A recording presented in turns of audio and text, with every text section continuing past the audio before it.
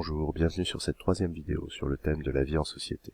Je vous rappelle la question que nous avions posée précédemment. C'était « Pourquoi vit-on en société ?» Nous avions apporté deux réponses à cette question. La première à partir d'un texte de Spinoza. Spinoza nous apprenait que si nous vivions en société, c'était pour la satisfaction des besoins. La vie en société était donc une condition indispensable à notre survie.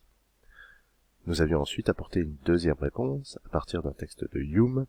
Hume vous disait, si nous vivons en société, c'est parce qu'il y a un désir de sociabilité chez l'homme. Autrement dit, la présence d'autrui est pour nous une fin en soi.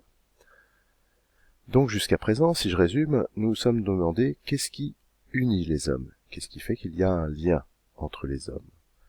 Il y aura peut-être d'autres formes de liens. Peut-être que la loi que nous n'avons pas encore abordée sera une autre forme de lien. Mais à présent, nous allons aborder une nouvelle question, et cette question, ce sera celle de la violence.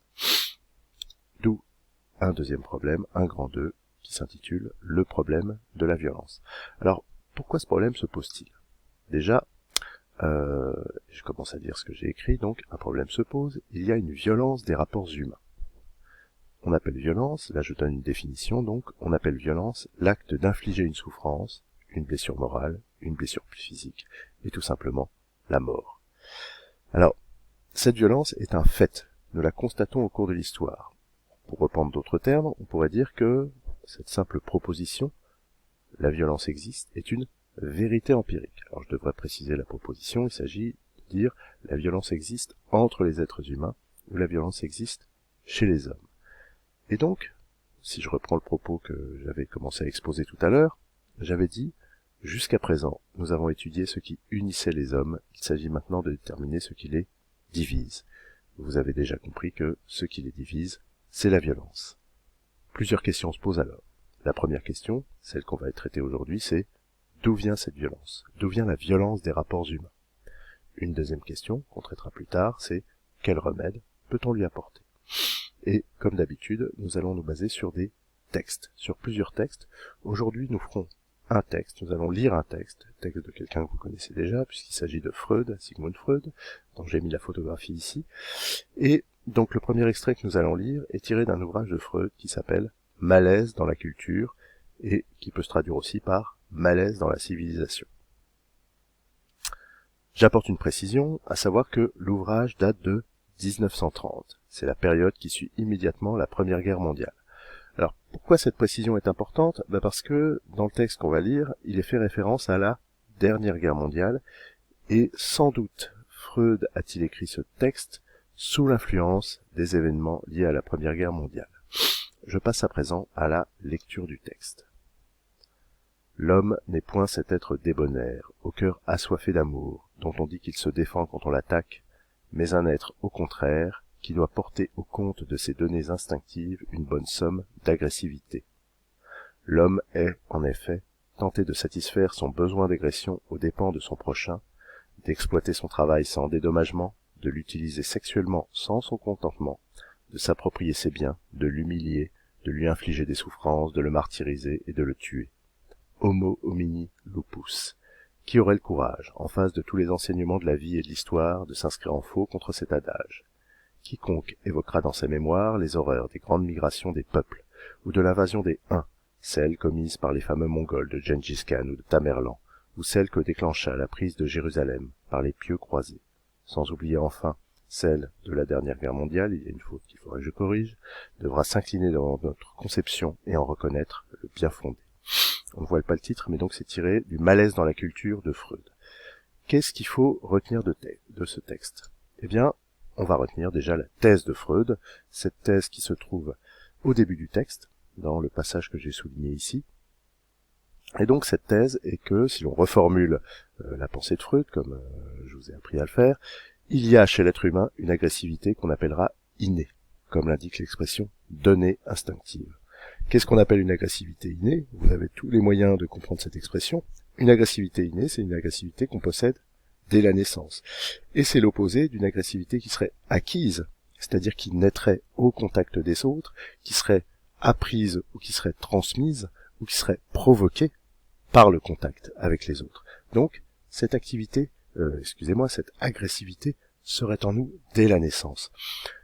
Ici s'explique alors le titre que j'ai donné à ce quanta, une agressivité innée, point d'interrogation. Y a-t-il une agressivité innée chez l'homme? Et vous avez tous compris que, d'après Freud, cette agressivité innée existe. Premier élément de la thèse, donc, il y a chez l'être humain une agressivité innée. Je passe au deuxième élément de la thèse, qui est cette agressivité est spontanée et n'a pas besoin d'être déclenchée par un mal préalable. Il y a donc en nous des pulsions cruelles et sadiques. Abominable faute d'orthographe à pulsion. Je pensais l'avoir corrigée, mais il va falloir que je la corrige de nouveau. Donc, qu'est-ce que ça veut dire? Eh bien, ça veut dire tout simplement que il n'y a pas besoin de provoquer cette agressivité pour qu'elle se manifeste. Nous sommes agressifs avec les autres, non pas parce qu'on nous a injuriés, non pas parce qu'on nous a blessés, mais automatiquement, sans cause préalable. Du coup, finalement, on dira, en suivant Freud, que cette agressivité est pulsionnelle. Que signifie une pulsion? Pour reprendre ce que j'ai noté ici, une pulsion, c'est un désir qui se manifeste spontanément. Ces pulsions, on va les caractériser par un ou deux adjectifs. On dira que ce sont des pulsions qui sont cruelles ou qui sont sadiques. Ces deux adjectifs sont synonymes. Je vous rappelle que le sadisme est la tendance à éprouver du plaisir devant la souffrance que l'on inflige à autrui. Donc le sadique, c'est celui qui se réjouit de la souffrance qu'il inflige. C'est un peu la même chose que le cruel. Sadisme et cruauté sont des synonymes. Alors je vous rappelle aussi que le terme sadique et le nom sadisme vient d'un écrivain français qui s'appelle Sade, donc le marquis de Sade. Alors, il faut préciser quelque chose à propos des arguments de Freud en faveur de cette thèse. Et donc, je vous dis, ça c'est le troisième point, que les arguments en faveur de cette thèse sont tirés de l'observation de l'histoire, comme l'affirme Freud dans les lignes 12 à la fin. Il s'agit de la dernière étape du texte, donc que j'ai souligné en rouge, et où Freud cite beaucoup d'exemples historiques, donc les invasions barbares, les Mongols de Gengis Khan, de Tamerlan, les croisades, et la dernière guerre mondiale, et c'est pour ça que je vous avais dit qu'il était important de se rappeler que le texte avait été écrit en 1930. Alors, à propos de ce texte, je ferai plusieurs remarques. La première remarque, c'est que, et ça ce sera une remarque très importante, tous les exemples utilisés par Freud se rapportent à des périodes de l'histoire où les lois disparaissent. Période de guerre civile, de guerre toute simple, ou d'invasion. C'est extrêmement important parce que finalement, ça nous met sur la voie d'une solution au problème de la violence. Quelle serait cette solution? Ce serait tout simplement d'imposer une loi, d'imposer par la force une loi commune à tous les hommes. Et c'est ce qu'on verra dans la suite du cours.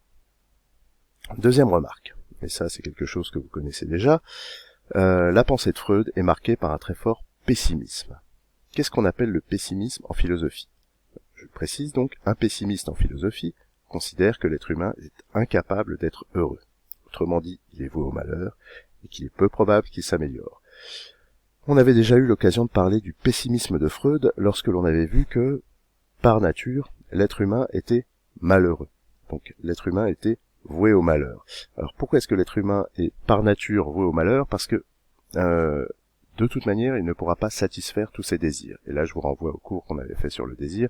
C'est-à-dire que la condition humaine est marquée par la frustration. Alors, ça, c'est pas moi qui le dis, c'est Freud qui le dit. On n'est pas obligé d'être d'accord avec lui. Mais en tout cas, s'il faut retenir quelque chose à propos de la pensée de Freud, ou une des choses qu'il faut retenir à propos de la pensée de Freud, c'est cette idée que l'être humain est un être de manque qui ne pourra jamais satisfaire l'intégralité de ses désirs. De la même manière, si vous voulez, Freud est pessimiste en ce qui concerne la possibilité qu'a l'espèce humaine de s'améliorer. Parce que s'il y a une agressivité innée chez l'homme, s'il y a une agressivité instinctive, cette agressivité, on ne peut pas l'enlever, on ne peut pas l'ôter, on ne peut pas la supprimer. Le seul moyen de combattre cette agressivité, ce sera d'essayer de la contenir. Donc c'est un problème qu'on posera un petit peu plus tard. Enfin, dernière remarque, eh bien, la thèse de Freud est discutable. Je vous rappelle qu'en philosophie, l'important, c'est pas tellement d'assimiler des thèses, c'est pas non plus de dire tel auteur a raison parce qu'il s'appelle Platon ou parce qu'il s'appelle Descartes. L'important en philosophie, c'est d'exercer son esprit critique. Or, à chaque fois que vous avez une thèse tirée d'un texte, cette thèse est argumentée par l'auteur, mais je vous invite aussi à la discuter. Je vous invite à exercer votre esprit critique à propos de cette thèse. Et donc là, dans une troisième remarque, je développe quelques objections que l'on peut faire à propos de la thèse de Freud. Donc je vous dis que la thèse de Freud est discutable sur 2 points. Premier point, grand A, il n'est pas certain que l'agressivité soit innée chez l'homme. Elle peut être déclenchée par un mal initial et s'exprimer en retour. Elle peut être provoquée ou conditionnée par l'environnement social. Et ça, disons que c'est une objection que l'on peut faire si on a fait un petit peu de sociologie.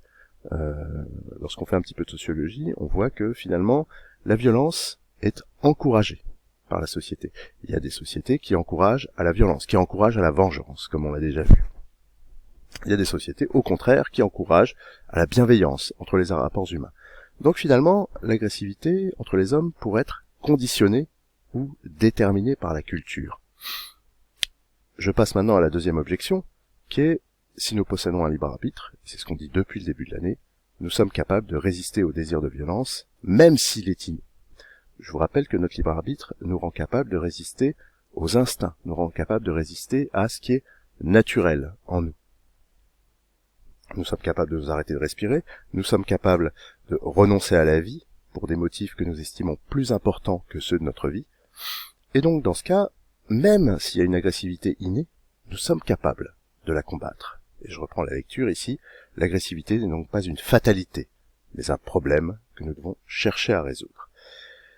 Alors, qu'est-ce qu'il faut retenir de ce texte? C'est tout simplement, d'une part, l'idée que d'après Freud, il y a une agressivité innée chez l'homme, il y a une violence des rapports humains, et, suite aux remarques critiques que l'on a fait sur le texte, cette violence des rapports humains se donne comme un problème à résoudre, et on va essayer de résoudre ce problème dans la suite de ces vidéos. Je vous remercie, et à bientôt.